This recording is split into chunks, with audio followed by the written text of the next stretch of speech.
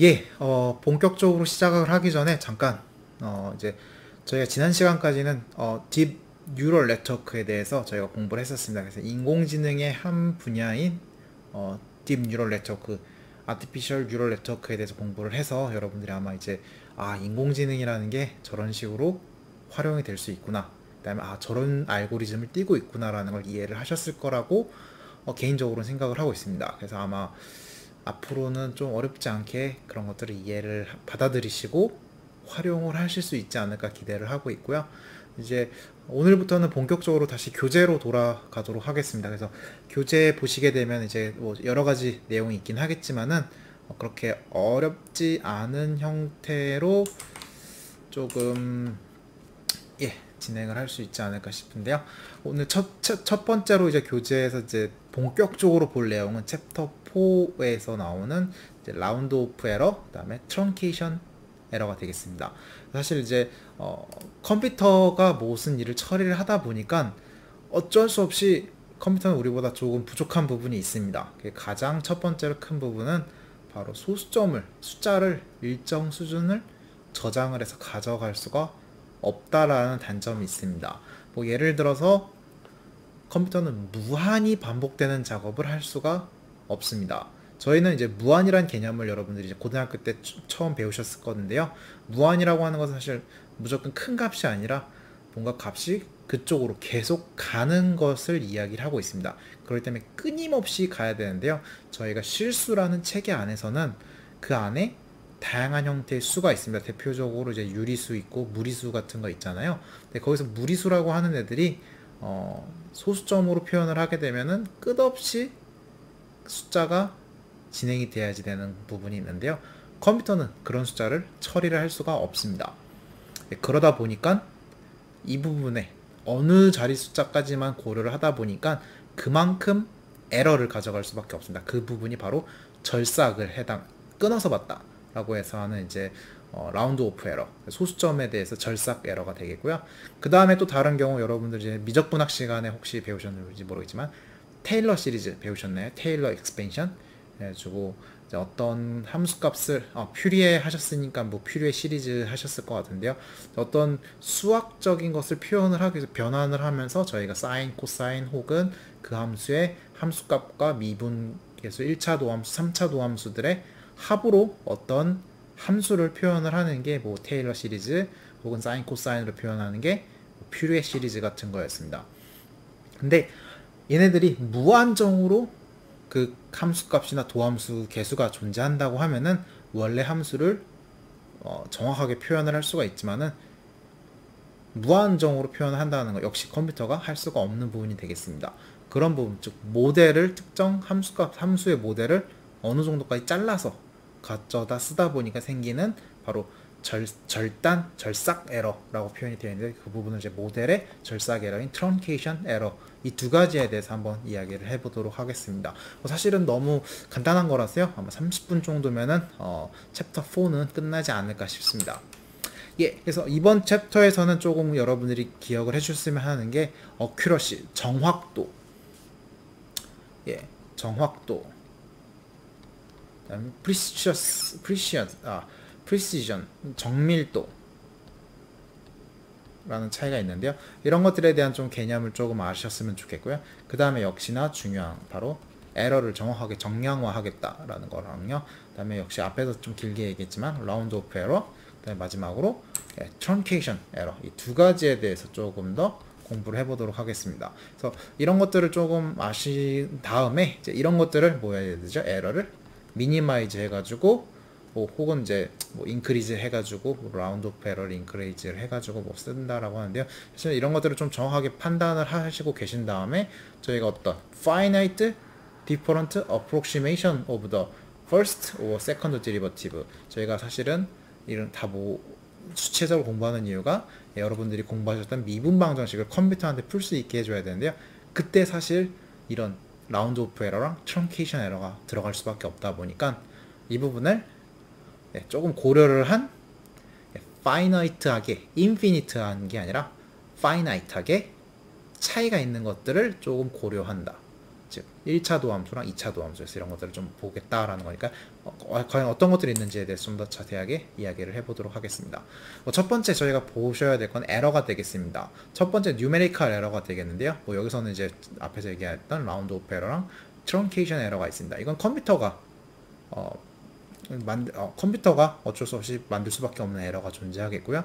두 번째 트렁케이션 에러 같은 경우에 사실 매스매티컬 포뮬레이션을 저희가 인피니트하게 다 적을 수 없다 보니까 생기는 두 번째 문제가 되겠습니다. 근데 그런 것 말고도 사실은 더 큰 에러의 범주에서는요, 블렌더라고 있습니다. 실책이라는 게 있습니다. 바로 인간 자체가 불완전하다 보니까, 혹은 오작동이란 말은 좀 그렇긴 한데요. 우리가 사실 뭐 컴퓨터들이 오작동을 하면서 뭔가 정확한 값을 안 주고 이상하게 칠 때가 있거든요. 그런 것들이 이제 실책이라는 거에 들어가는데요. 사실 이 정도의 그런 큰 문제는요, 엔지니어링 필드에서 고려를 하고 있지는 않습니다. 이걸 수학적으로 모델링을 하기가 조금 애매한 부분이 있거든요. 어쨌거나 이런 것들은 최소화시켜서 우리가 어떤 에러를 판단을 하는 거지, 이런 진짜 인간에 의해서 발생하는 부분을, 실책 같은 거를 고려한 에러는 다루진 않겠지만, 그래도 이 부분도 아주 큰 에러가 존재한다 라는 것도 좀 기억을 해주셨으면 좋겠고요. 그 다음에 모델 에러라는 게 있습니다. 저희가 이제 어떤 물리 현상을 갖다 설명을 하고자 해서 예쁜 수학 모델, 미분 방정식을 만들었는데, 알고 보니까 그거 말고 조금 더 복잡한 피직스가 있어서 고려를 해야 될 게 더 있는데, 하고 보니까 잘 맞아서 썼는데, 알고 보니까 조금 너무나 초기 단계의 지식만을 활용을 한 모델일 수도 있지 않느냐 해서 발생하는 모델 오차 같은 게 있습니다. 사실은 이거는 사실 아무렇게 컴퓨터한테 아무리 잘 한다고 해도 발생할 수밖에 없는 거라서, 이거는 오차가 심하면 모델을 뜯어 고쳐야 된다라고 기억을 해주셨으면 좋겠습니다. 그 다음에 이제 데이터의 uncertainty라고 해서 자료의 불확실성에 대해서 좀 얘기를 해야 되는데요. 저희가 어떤 것을 관측을 합니다. 데이터를 관측하는데, 아마 여러분들이 이제 가장 많이 이제 경험할 거가 바로 이 데이터 uncertainty가 되겠는데요. 종이 헬리콥터를 날리시다 보면은 똑같은 모델을 똑같이 날리시더라도 여러분들의 손은 즉각 반응을 못하다 보니까 바로 관측되는 비행 시간이 매번 다르게 나옵니다. 이건 사실 여러분들이 실책도 아니고, 그다음에 이제 오작동도 아닌데, 어쩔 수 없이 여러분들이 움직이는 소랑 관측하는 사람의 이런, 조금 우리는 완벽할 수가 없거든요. 그러다 보니까 생기는 데이터 측정에서의 이제 불확실성 같은 것들이 들어오는 겁니다. 이건 사실 리얼한 데이터긴 하지만은 그 안에는 에러가 내포될 수밖에 없는 것들이 있는데요. 사실은 뉴메리컬 에러 말고 나머지 블렌더랑 모델 에러, 데이터 언설티티는 아주 다른 범주에서의 에러다 보니까 저희가 수치 해석적인 측면에서는 어떻게 할 수가 없습니다. 이거는 잘 갖고 왔었어야지 되는 부분인데, 그거 아니고서는 제대로 관측도 하고 제대로 측정을 했지만은 컴퓨터 입장에서 에러를 가져갈 수밖에 없는 건 바로 이 뉴메리컬 에러 뿐밖에 없다라고 기억을 해주셨으면 좋겠습니다. 사실 나머지 에러는 컴퓨터 잘못은 아니거든요. 그러다 보니까 이 부분은 저희가 데이터를 쓰시기 전에 잘 고려를 해서 컴퓨터한테 줘야지 컴퓨터가 제대로 뭔가를 해가지고 우리가 원하는 결과를 도출해 줄 수 있지 않을까라는 것들을 구분해 주셨으면 좋겠습니다. 그래서 그 다음에 조금 기억해 주셨으면 하는 컨셉은 어큐러시, 이제 정확도가 되겠습니다. 그 다음에 프리사이즈, 정밀도인데요. 이제 이 두 가지를 좀 단어가 비슷하다 보니까 조금 어려울 수도 있는데요. 남자분들 혹시 군대를 갔다 오시면은 조금 기억을 하시기 좋은데, 바로 사격에 가보시면 있습니다. 어큐러시라는 것은 뭐냐면은 정말 정확한 값인지 아닌지를 갖다가 보는데요. 사실 총을 쏘시게 되면은요, 관역에다가 잘 맞추는 게 중요하잖아요. 근데 이제 정말 좋은 명사수는요, 우리가 원하는 중앙에다만 쏘죠. 근데 이제 그렇지가 않은 사람들이 많습니다. 아직 뭐 군대에서 복학하신 분들이 많아서 아직 예비군을 못 가셨을 텐데요. 저는 예비군을 가면요, 사격만큼은 잘하고 싶은데 제가 오른쪽 눈이 안 좋아서 오른손잡이인데 관역이 안 보입니다. 그래가지고 가면은 총알을 하나도 못 맞춥니다. 근데도 거기서 잘 맞추면은 예비군을 빨리 끝내주거든요. 그래서 모든 사람들이 잘 맞추려고 노력을 하는데, 저는 관역이 안 보이니까 사격을 하면은 그 중심에 거의 맞추질 못합니다. 워낙 한 25m가 떨어져 있어도 쟤는 그걸 관역을 못 보다 보니까요. 근데도 어떤 경우에는 잘 쐈다고 빨리 퇴소를 시켜줍니다. 바로 뭐냐면은 총알이 잘 모여 있을 경우에는 중앙에 맞지 않았더라도 퇴소를 빨리 시켜줍니다. 그 차이가 뭐냐면은 사실 저는 관역에 제대로 맞추질 못했기 때문에 어큐러시가 떨어졌습니다. 정확도가 떨어졌었습니다. 근데 정확도는 떨어졌지만은 한 곳에 몰아서 쐈기 때문에 정밀도가 높았습니다. 반대로 사격을 함에 있어서 정확도가 높았을지라도 정밀도가 낮으면은 그 사람들은 퇴소를 일찍 시켜드리지가 않습니다. 아마 뭐 몇 cm짜리 컵에 뭐 3cm인가요? 지름이 3cm짜리 그 관역 안에 모여야지만을 맞은 걸로 인정을 해주거든요. 그렇기 때문에 바로 그런 점에서 정확도랑 정밀도를 여러분들이 정확하게 구분하실 수가 쉽게 구분하실 수 있지 않을까 싶고요. 뭐 사실 뭐 남학생 군대 아직 안 갔다 오신 분들도 많을 테니까요. 뭐 다른 예를 드리자면은 뭐 어떤 뭐 운동을 하는 사람이 있습니다. 그래가지고 매번 해서 똑같은 동작을 보여주는데요. 뭐 춤을 춘다고 쳐보겠습니다. 정말 군무도 착착착 맞는데 춤은 정말 잘 추는데 자신이 쳐야 될 위치를 살짝씩 벗어난 친구들이 있습니다. 그럼 뭐가 되죠? 군무의 모양이 깨져서 예쁘지가 않죠. 근데 그런 친구들 춤을 잘 추는 건 맞죠, 사실. 근데 그렇다고 해서 아이돌에 어울릴 수 있는 사람은 아닌 거잖아요. 그 군무에 정확하게. 그러다 보니까 저걸 춤을 잘 춘다라고 말을 해야 되나라는 고민을 하는데요. 바로 그게 뭐냐면은 군무에 정확하게 껴서 제대로 칠 수 있는 사람은 정밀도가 높은 사람이라고 보시면 되겠고요. 춤 자체를 정말 잘 추는데 뭔가 군무에서 살짝씩 벗어나 있어요. 동작이 틀린 건 아닌데 위치가 벗어나 있어요. 바로 그것 때는 이제 어큐러시는 좋은 사람, 춤 실력은 좋을지도 모르지만은 정밀도는 떨어질 수 있는 사람이다 라고 기억을 해주셨으면 좋겠고요. 그런 부분을 갖다가 좀 설명한 게 바로 세 번째 in accuracy or bias라고 되어 있습니다. 정확도는 떨어지지만은 바이어스 한쪽으로 편향이 돼가지고 정확하게 총알을 맞출 수 있는 경우가 존재하겠고요. 반대로 정밀도가 떨어져 있지만은 정확하게 한 곳에 뭐 어떤 특정 영역에 뭉칠 수도 있었어요. 뭐 그런 것들을 많이 표현을 할 수 있는데요. 이런 것들을 총 4가지 경우로 좀 구분할 수가 있습니다. 이런 경우는 어떨까요? 총알을 정말 잘 못 쓰는 사람이죠. 어큐러시도 안 좋고 산포도 많이 퍼져 있기 때문에 inaccuracy, imprecise 한 사람이 되겠습니다. 반대로 어큐러시는 다 관역은 맞았습니다. 하지만 산포도가 많이 크기 때문에 즉 이 사람은 accurate 하지만은 imprecise 한 사람이고요. 이 사람은 뭐죠? 다 맞추긴 했습니다. 근데 좀 벗어났다고 가정하겠습니다. 이게 한 이쯤에 있다고 하면은 accuracy는 떨어지지만 inaccurate 하지만은 정밀도가 좀 precise 한 사람이 되겠고요. 반대로 둘 다 정밀도도 좋고 정확도도 훌륭한 케이스가 되겠습니다. 물론 여기가 가장 퍼펙트한 경우다라고 생각을 하실 수가 있을 것 같고요. 이쪽이 그거의 대우 명제로서 가장 안 좋은 경우지 않을까라고 생각을 해주시면 좋겠습니다. 그렇다면 이런 에러라는 거를 조금 이제 정밀도, 정확도를 기준으로 해서 우리가 조금 이제 차이가 있는 것을 이제 에러라고 할 거거든요. 근데 그 에러를 갖다가 어떻게 정의를 할 건지에 대해서 좀 한번 생각을 한번 해봅시다. 에러라는 거는 어떻게 해야 될까요? 먼저 참값을 아셔야지만이 에러를 정의를 할 수가 있습니다. 참값이라고 하는 것은 바로 approximation, 대략적인 값에서 에러가 추가가 된 것들을 참값이라고 볼 수 있습니다. 물론 이제 이렇게 표현하면 좀 어색하고요. 그냥 에러라는 것은 참값에서 우리가 approximation 한 값의 차이를 에러다라고 정의를 하고 있습니다. 그렇기 때문에 true relative error인데요. 에러는 그 차이를 갖다 얘기를 하는데 이 차이가 사실은 뭐 어떤 경우 있죠. 뭐 100점짜리 시험이 있고 가끔 1000점짜리 시험이 있잖아요. 여러분들 수능 보시면 400점에서 한 500점 만점 정도인데요. 거기서 10점 정도 차이 나는 거랑 토익 같은 거 보셨나요? 1000점 만점이죠. 거기서 10점 정도 차이 나는 건 서로 어떻죠? 점수 차이가 나는 게 사실 다르잖아요. 근데 오차는 어때요? 10점 똑같죠. 그러다 보니까 비교를 할 때 조금 좋지가 않습니다. 그걸 비교하기 위해서 이제 릴레티브 상대적인 에러라는 것을 좀 정의를 하는데요. 예, 우리가 기본적으로 true value에서 approximation value에서 실제로 true value만큼을 나눠줘 가지고 최대 에러는 100%까지 라고 정의하는 방식이 되겠습니다.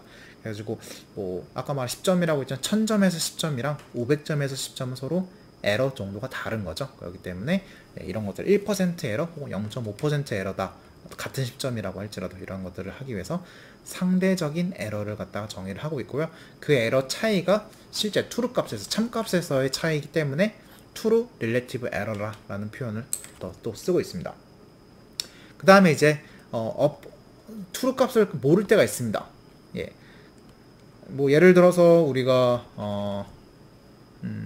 정확한 값을 알 수 있으면 참 좋겠는데 모르는 경우들도 존재하는 경우들이 언제가 있을까요? 저희가 인공지능 할 때 사실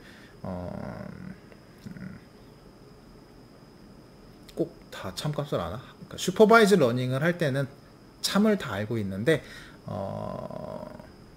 언슈퍼바이즈 러닝을 할 때는 참값을 모르고서 그냥 구분을 하다 보니까 그때도 에러가 사실 존재를 하거든요. 그럴 때는 이제 모를 때는 이제 사실은 누군가를 기준으로 에러를 빼줘야 되는데 그게 안 됩니다. 참값이 없다 보니까 true에서 approximation을 빼줘야 되는데 그게 안 되다 보니까 이 부분을 그냥 approximate error라고 하는 애를 갖다가 하나 정의를 할 거고요.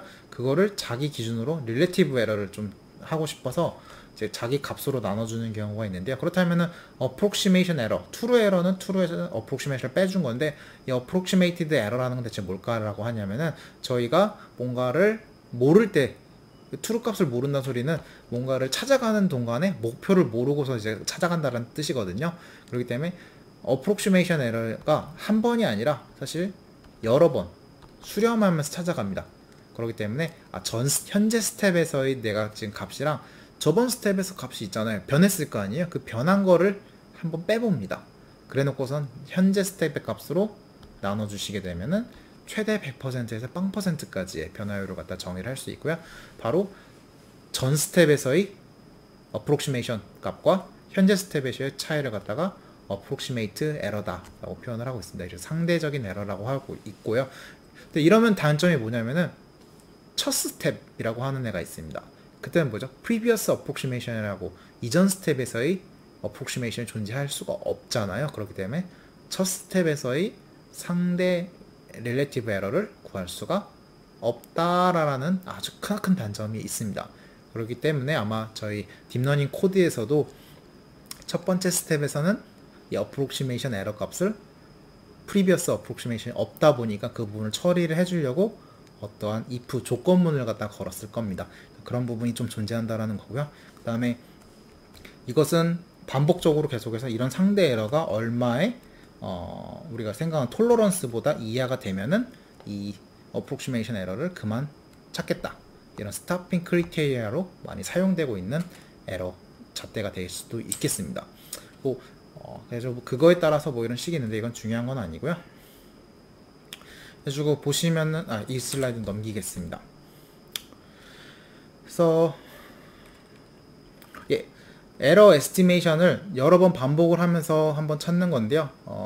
보시는 것처럼 여러분들 2의 x제곱이라고 하는 이런 값이 있습니다.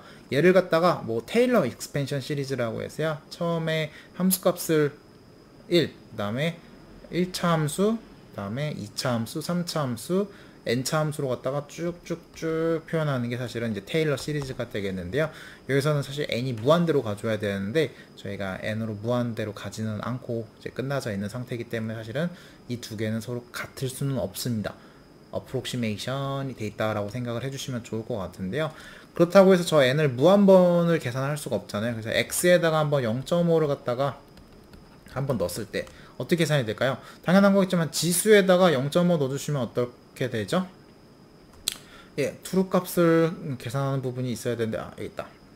그냥 exponential 0.5를 계산을 해버리면은 원래 true 값이 나오는데 저희가 이제 여기를 갖다가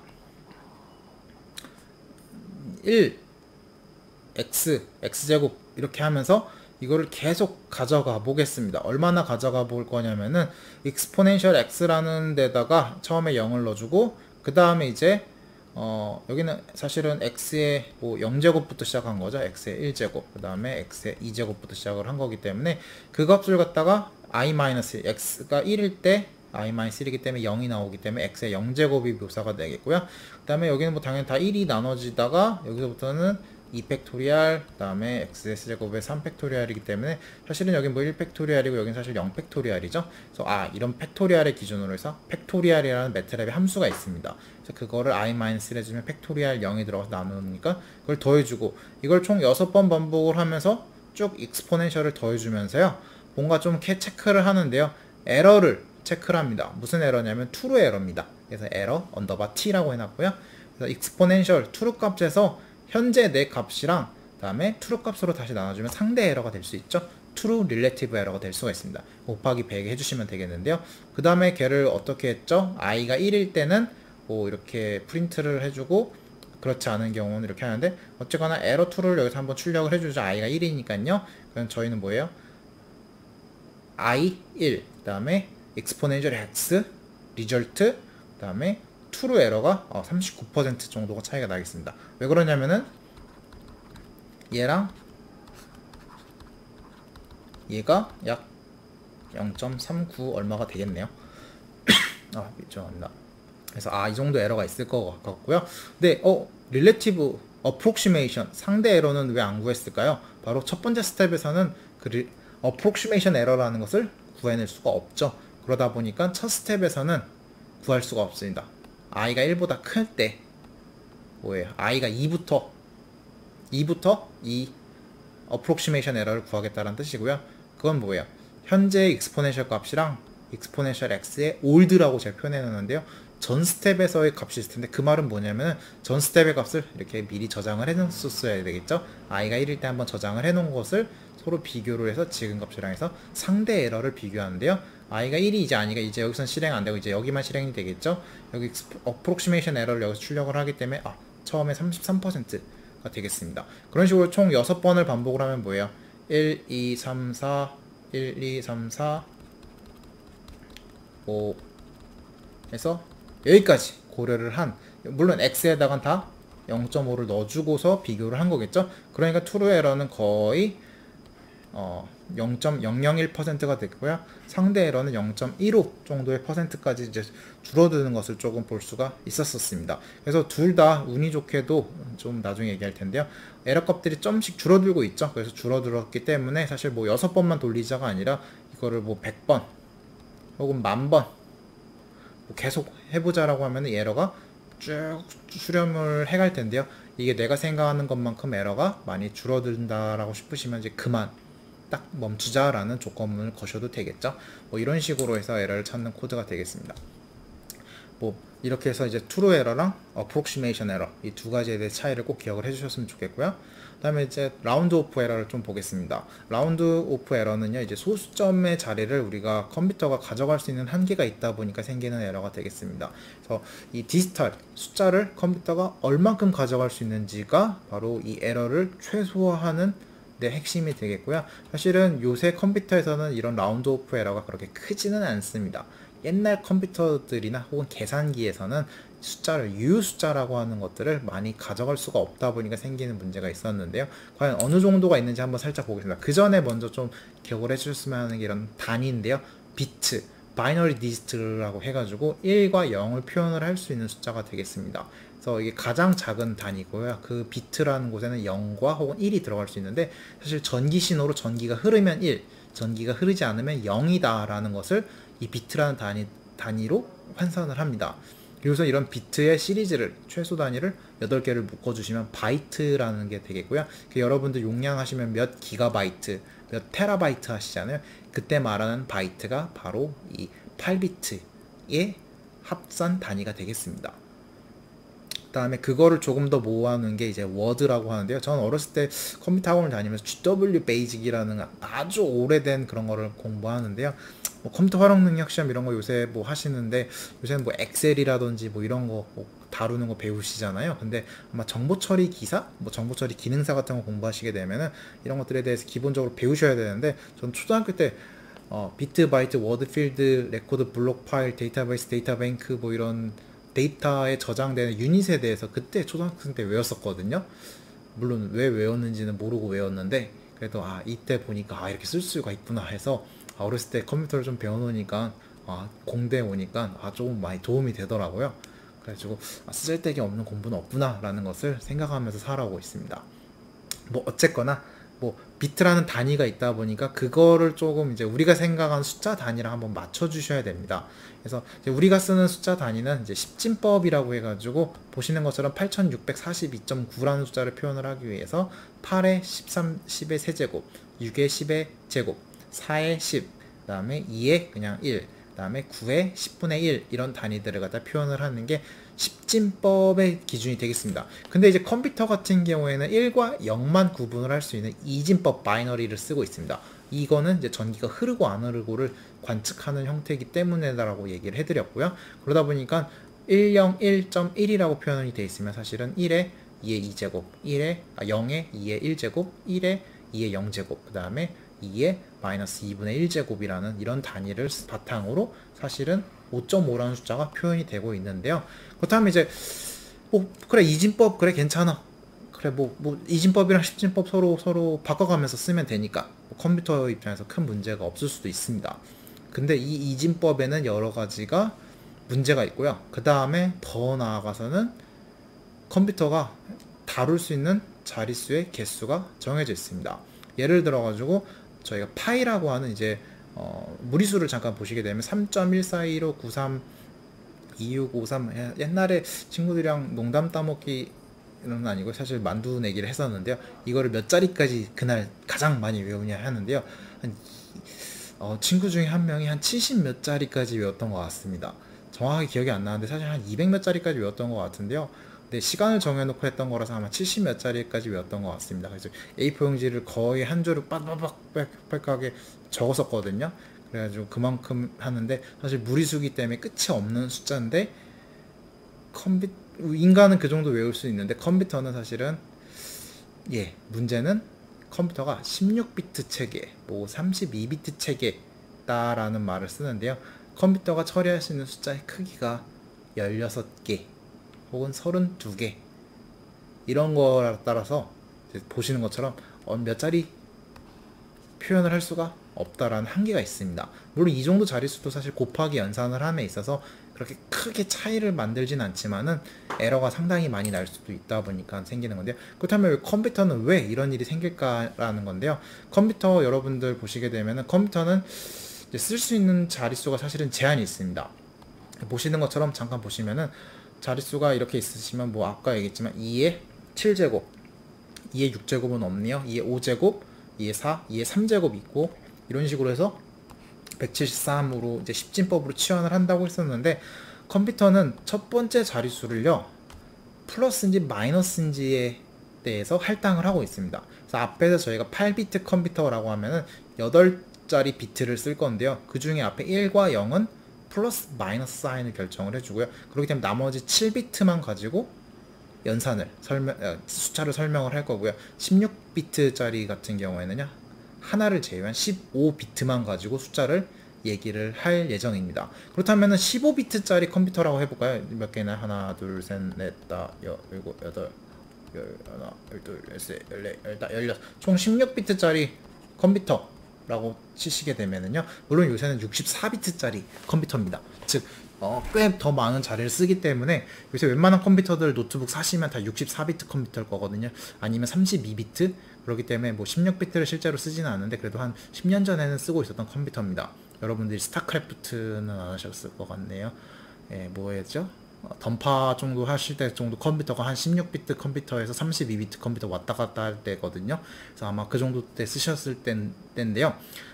그렇다면 저희가 바탕으로 앞에는 0 양수를 얘기하고요. 나머지만 다 11111로 채워보겠습니다. 그렇기 때문에 2의 14제곱 총 15개를 쓸 수 있기 때문에 14제곱부터 2의 0제곱까지 표현을 했는데요. 이거를 갖다 값을 정해 주시게 되면은 2의 15제곱 마이너스 1이랑 똑같기 때문에 32,767이라는 값을 가져갈 수가 있습니다. 반대로 앞에다가 부호를 1로만 바꿔주시면 그게 마이너스를 붙였다는 뜻이 되기 때문에 그에 해당하는 32,767이라는 것을 마이너스로 가져갈 수가 있겠습니다.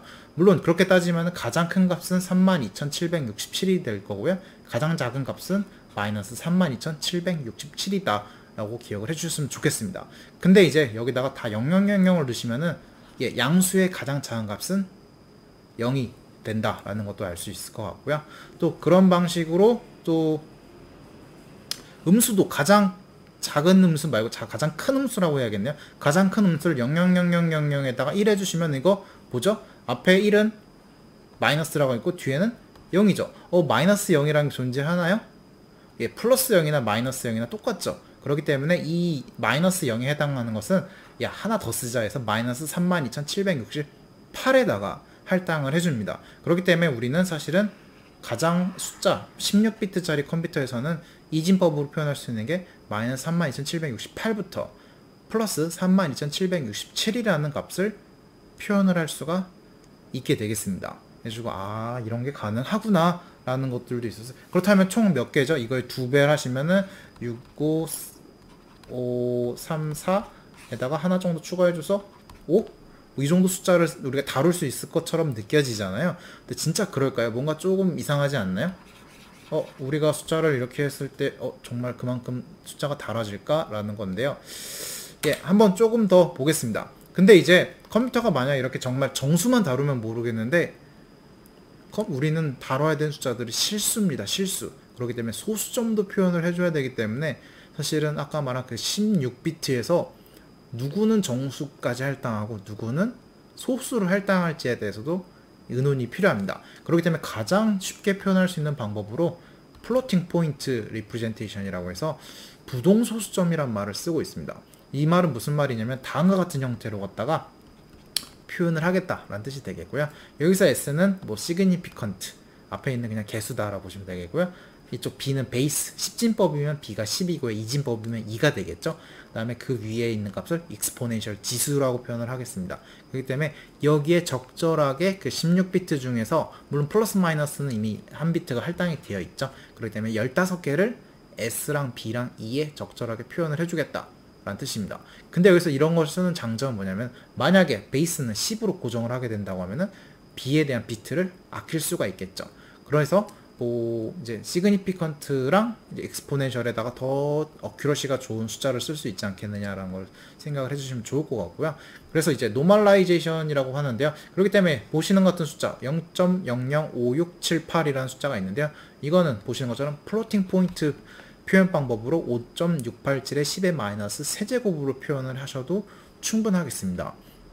그래서 이런 방식으로 이제 적절하게 할당을 할 건데요. 여기에는 1의 자리, 소수점 첫 번째 자리, 둘, 셋, 4개의 비트를 여기다 사용을 했고요. 여기에는 소수점 하나가 들어갔죠. 하나의 비트를 여기다 사용을 했습니다. 근데 자세하게 보시면 어때요?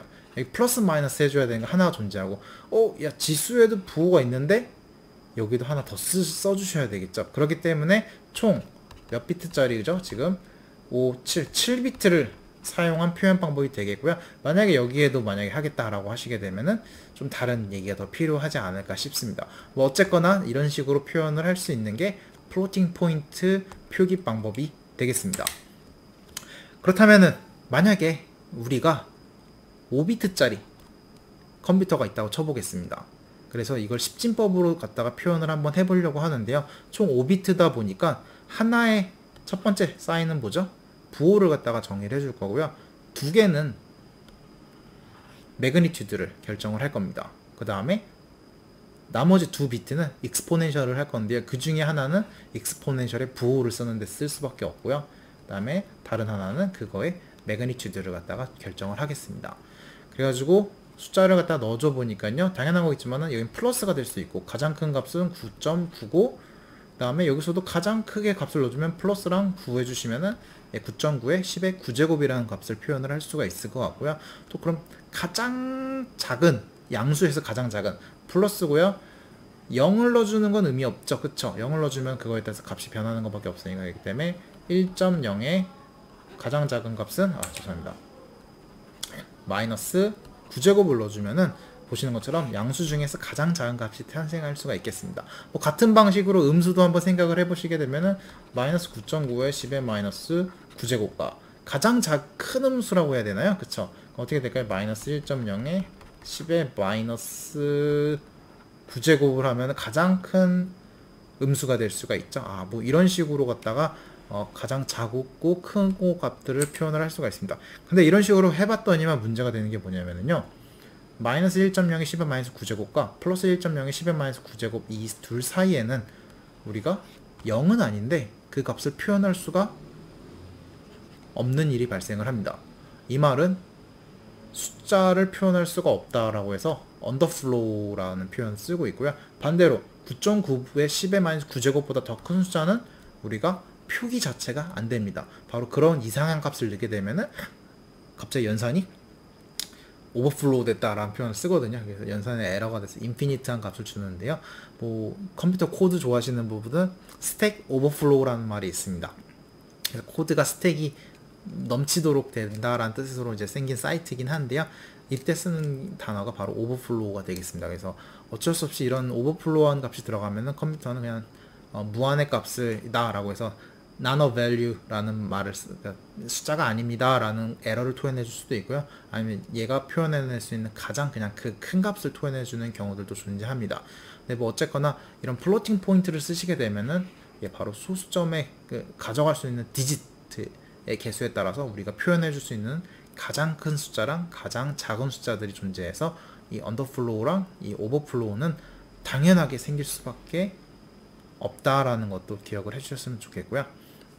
그러다 보니까 2의 마이너스 5제곱이라는 걸 아주 쉽게 표현을 해놨는데 이거를 바꿔보면 3.12, 0.0325 되고요. 이걸 숫자를 만약에 조금 표현을 한다고 치시면은 플러스 하나, 두 개, 부호 하나, 두 개에서 5비트로 갖다 표현을 하시게 되면은 보시는 것처럼 0.031이 되겠고요. 그걸 갖다가 보시게 되면 참값이랑 어프록시메이션 값을 알고 있기 때문에 이거 뭐죠? true 에러죠. 이게 아니죠. 그렇기 때문에 그만큼의 에러 물론 곱하기 하시면 0.8%의 true 에러를 갖는다라는 것을 뭐 알 수가 있겠습니다. 그래가지고 뭐 매트랩을 여러분들이 쓰시게 되면 사실은 뭐 더블 프리시전 포맷을 쓴다고 해서 총 64비트짜리의 단위를 쓰고 있습니다. 그러다 보니까 뭐 여기에 들어갈 수 있는 거에 이제 매그니튜드 하나랑 그거에 해당하는 52비트를 갖다가 매그니튜드에다 정의를 해주고 있고요. 익스포넨셜에다가는 11비트 정도를 정의를 해주고 있습니다. 그리고 베이스는 컴퓨터이기 때문에 어쩔 수 없이 이제 이진법 베이스를 갖다가 쓰고 있고요. 그러다 보니까 이제 이거에 해당하는 당연한 거겠지만 얘도 오버플로우랑 언더플로우가 존재한다라는 것들은 기억을 해주셨으면 좋겠고요. 그래가지고 뭐 거의 뭐 마이너스 1023에서 플러스 1024 정도의 지수는 그 정도 값을 레인지를 가져갈 수 있고요. 뭐 부호 때문에 이 정도 차이가 조금 있다라는 거랑 그렇기 때문에 뭐 사실 뭐 어디 있나요? 이에 뭐 이 정도 실제로 이 정도 값을 뭐 가져가고 뭐 가장 작은 뭐 숫자는 양수 중에서 가장 작은 숫자는 뭐 이 정도의 값을 존재한다라고도 표현을 하고 있습니다. 그렇기 때문에 이 이하보다 더 작은 값은 사실은 토해낼 수가 없는데 뭐 저희가 지수에다가 거의 300제곱 정도로 표현을 하는 경우들은 사실은 많지는 않죠. 그렇기 때문에 뭐 정말 작은 값을 우리가 표현을 못한다 라는 경우도 없고 사실은 가장 그렇게 큰 값도 표현을 못한다라고는 못하지 않을까라는 생각은 개인적으로 하고 있습니다. 이 정도 숫자가 308의 제곱이라는 게 여러분들이 그냥 갖고 있어서 그런데 어마어마하게 큰 숫자이기 때문에 이 정도의 값을 우리가 보통 유닛으로도 안 갖고 있거든요. 그렇기 때문에 뭐 다룰 수가 없는 구간은 거의 없다라고 보셔도 되는데 어쨌거나 오버플로우랑 언더플로우가 이런 형태 때문에 생길 수밖에 없다라는 걸 기억을 해주셨으면 좋겠습니다. 그래가지고 매트랩에서도 좀 확인을 해주셨으면 하는 게 이제 포맷 롱이라고 엔터를 치시면은요 여러분들 찾는 숫자를 좀 이렇게 사실은 이렇게 표현을 해줍니다. 그래서 리얼 맥스라고 치시면 실제로 리얼 실수 중에서 가장 큰 값을 리얼 민 치시면 실수 중에 가장 작은 값을 갖다 주는데요. 사실 이 포맷 롱에 해당하는 대응대응 포맷 숏인데요. 이렇게 치시면 아마 1.7976 그 다음에 2에 308제곱 이런 식으로 해서 소수점을 유닛을 총 5개의 유효 숫자를 가져가는 형태로만 이제 출력을 해줍니다. 보통 소수점 한 4개짜리까지만 출력을 해주거든요. 근데 사실은 그렇지 않고 이렇게 값이 쫙 표현을 해주고 있다라는 것들 기억을 해주셨으면 좋겠습니다. 약속한 30분이 지나가는데 아직 안 끝나서 조금 걱정인데요. 뭐 어쨌거나 조금 더 나가 보겠습니다. 예, 사실 이런 이제 라운드 오프 에러 같은 경우에는요, 좀 여러 가지 문제가 있습니다. 뭐 여러 가지를 이제 덧셈하거나 뺄셈 할 때 너무 큰 값과 너무 작은 값을 빼는 것 같은 현상이 발생을 하는데요. 뭐 예를 들어가지고 보시는 것처럼 0.7642, 예, 10의 세제곱과 마이너스 0.7642를 서로 이제 더한다고 쳐보겠습니다. 물론 값의 차이는 분명히 이만큼 차이가 존재를 할 거고요. 이거를 갖다가 뭐 노멀라이즈 하시면은 뭐 다음과 같이 뭐 이런 것들에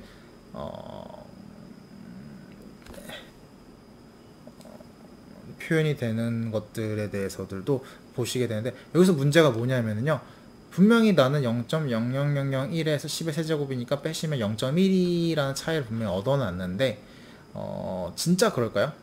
이제 여기 값이 이제 우리가 숫자 표기에서 한계가 있다 보니까 뒤에가 생략이 된 건데, 빼고 나서 보니까 0.1인데 뒤에 보니까 어때요?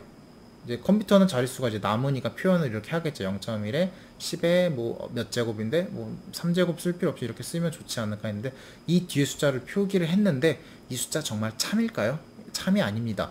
뒤에서 절삭 라운드 오프 에러가 생겼던 부분이기 때문에 사실은 이 값은 참값이 아니기 때문에 이렇게 표현을 할 수가 없거든요. 그렇다고 해서 얘를 계속 이런 값으로 표현을 하는 것도 조금 웃기잖아요. 구태여 필요 없는 앞에 000을 할당을 하는 것도. 그러다 보니까 이런 노멀라이제이션을 하는 과정에서 이런 참값이랑 오차가 발생하는 이런 에러를 줄 수도 있고요. 또 혹여나 아주 큰 값이랑 그에 해당한 아주 작은 값을 서로 더했는데, 더하다 보니까 총 4자리의 유수자만 가져가다 보니까 이렇게 표현을 했는데, 더했는데 분명히 더했는데 본인 값이 그냥 나오는 경우도 존재를 하거든요. 그렇기 때문에 너무 작은 값을 뭐 너무 큰 값이랑 서로 이렇게 하다 보면 수치적인 측면에서는 분명히 더해져야 되는데 안 더해지는 문제가 발생을 합니다. 이런 것들을 반복을 1000번을 10,000번을 하면은 사실은 1000번을 하시게 되면 사실은 거의 10,000번을 하게 되면은 여기 1 커져야 되거든요. 근데 이런 작업을 10,000번을 해봤자 컴퓨터가 계속 이것만 가져가게 됩니다. 바로 이런 게 뉴메리컬 에러가 쌓이면서 생기는 큰 최종적인 오차가 된다라고 보시면 되겠습니다. 그래가지고 이런 것들을 좀 보시게 되면요, 어떤 경우가 있냐면요, 이런 제가 서브 데모라는 함수를 했습니다. 여기 보시면 format long이라고 해주신 다음에 서브 데모를 실행시켰고요. 서브 데모라는 것은 제가 따로 펑션을 갖다 정의를 했습니다. 펑션에다가 펑션 아웃풋이랑 펑션 이름과 그다음에 펑션 인풋인데요. 인풋은 아무것도 받아들이지 않았기 때문에 그냥 자동으로 실행이 될 거고요. s가 0부터 1부터 10,000번까지 반복을 하면서 0.0001을 갖다가 총 10,000번을 더합니다. 결과는 어떻게 돼야 되죠? 당연히죠. 0.0001에 곱하기 1, 하나, 둘, 셋, 4번을 해야 되니까 때문에 값은 1이 나올 거라는 걸 너무 쉽게 예측을 하실 수 있습니다. 그래서 그 총 더한 거를 s를 s-out에다 넣어서 최종적으로 토해냈기 때문에 이 토해낸 아웃풋이 출력이 될 거고요. 이게 아마 s-out인데 받아오는 아웃풋 값이 없었기 때문에 그냥 임의의 answer라는 임의의 변수로 실행됐는데, 보시면 어떻죠? 1이 아니죠? 1이 아니죠? 그렇기 때문에 분명히 1이 나와야 되는데, 이런 일이 왜 발생을 했냐면은 바로 이런 0.00001을 이진법으로 표현을 하다 보니까 그때 생기는 에러가 존재를 하고요. 그러다 보니까 더했던 거를 다시 이제 10진법으로 전환을 할 때 그만큼의 조금씩 생겼던 에러들이 누적이 되면서 10,000번이 누적이 되면서 이만큼의 차이를 발생을 시켰다 라고 보시면 되겠습니다. 그렇기 때문에 사실 정말 단순한 코드인데 이런 에러가 발생을 하다 보니까요, 사실 이런 거를 코딩 하실 때 아주 작은 값을 10,000번을 해서 이게 1이 되면 멈추겠다 이런 코드를 작성하시면 못 멈추겠죠. 그래서 이런 것들도 정말 너무 간단한 문제인데 이런 문제를 내포하고 있습니다. 매트랩도 사실 파이썬도 그렇고요, 여러 C 언어도 그렇고요. 그렇기 때문에 이 부분을 해결을 하기 위해서 사실은 뭐 다른 귀찮은 작업을 해줘야 되는데, 저희는 이제 이런 것들은 살짝 무시를 한번 해보도록 하겠습니다. 그래서 이런 라운드 오프 에러 같은 경우에는요, 사실 뭐 여러 군데에서도 많이 발견을 하고 있습니다. 그래가지고 이제 라운드 해서 뭐 예를 들어서 보시는 것처럼 뭐 이런 작업을 하는데요. x 더하기 10의 마이너스 20제곱 마이너스 x는 10의 마이너스 20제곱이라는데요. 이거 매스매티컬리 큰 문제가 없이 저희 충분히 생각을 해볼 수가 있습니다. 근데 이제 여기다가 x에다가 1을 넣어주시게 되면은 1 더하기 해서 1 해주시면 이거 당연히 나와야 되는데요. 매트랩에서는 이게 그냥 0이 나와버립니다.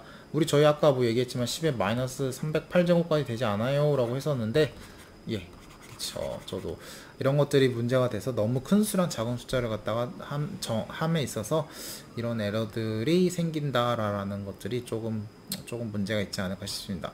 그 다음에 뭐 역시나 뭐 앞에서 했었지만은 이 지수에 따라서 또 이제 뭐 약간의 근사 오차라는 것들이 막 들쑥날쑥하게 생기는데요. 뭐 예를 들어 가지고 저희가 정확하게 x를 뭘 넣는지를 제가 안 갖고 와 가지고 좀 그렇긴 한데, 이걸 넣는지에 따라서 뭐 당연하겠지만 두 번째일 때 마이너스 9가 나왔다면 저희는 x에다가 마이너스 10을 넣은 것 같습니다. 그래서 마이너스 10을 넣어서, 그쵸, 여기 50이 되니까, 그쵸, 41이 되죠. 그래서 x에다가 마이너스 10을 넣었을 때 그거가 어때야 되죠?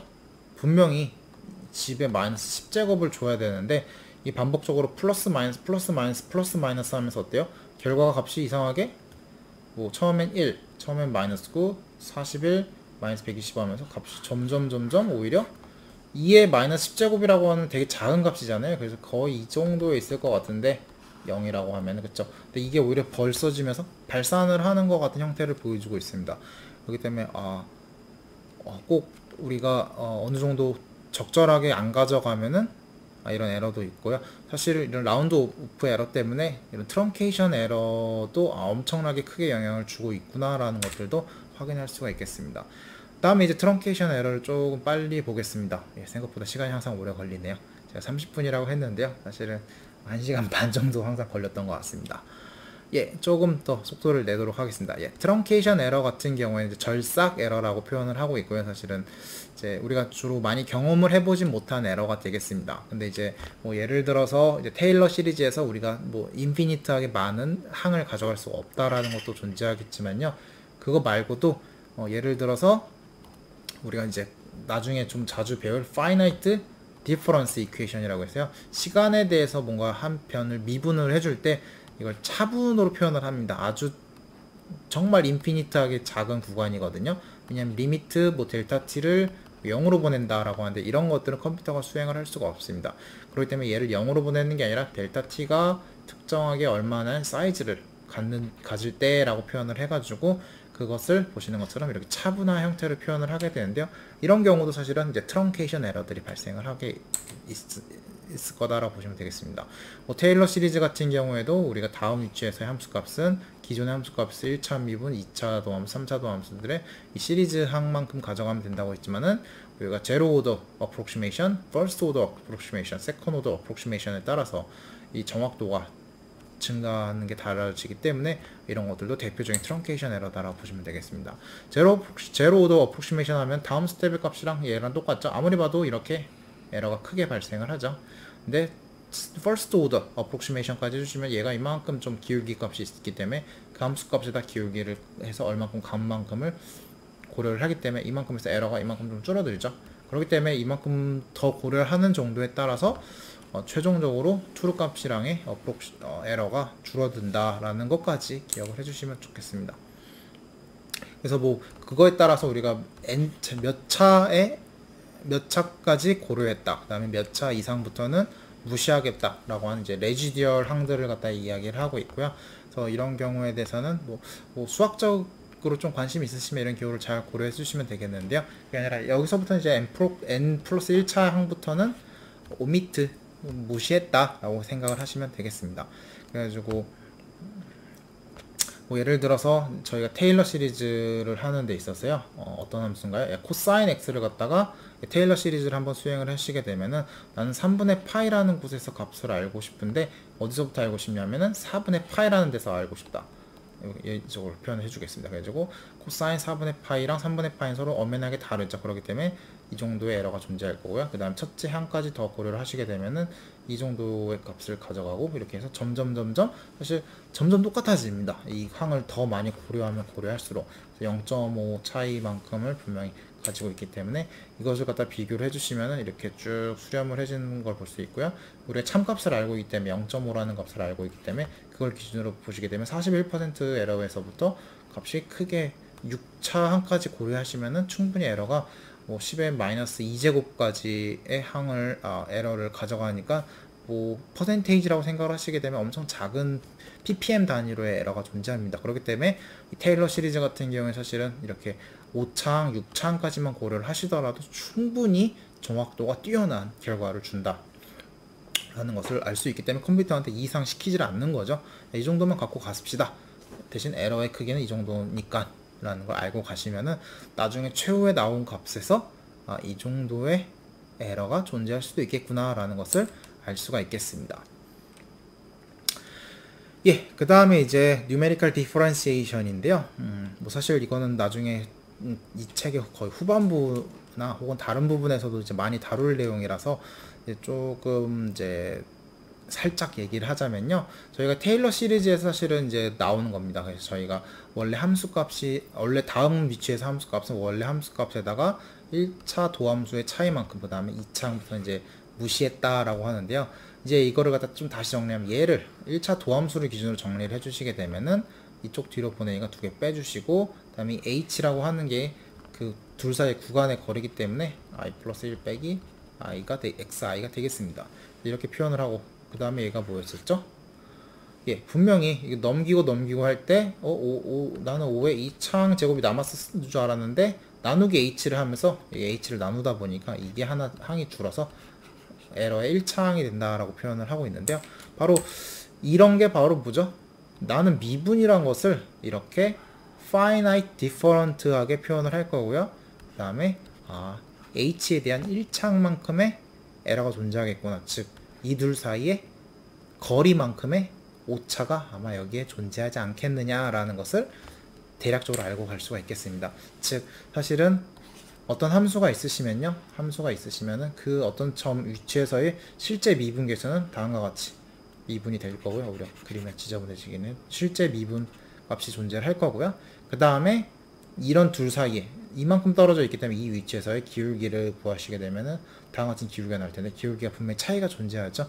그 차이 있는 기울기가 바로 이 거리에 비례해서 차이가 날 거기 때문에 이 거리를 만약 줄이신다고 하면은 점점 차이가 줄어드는 게 느껴지시죠?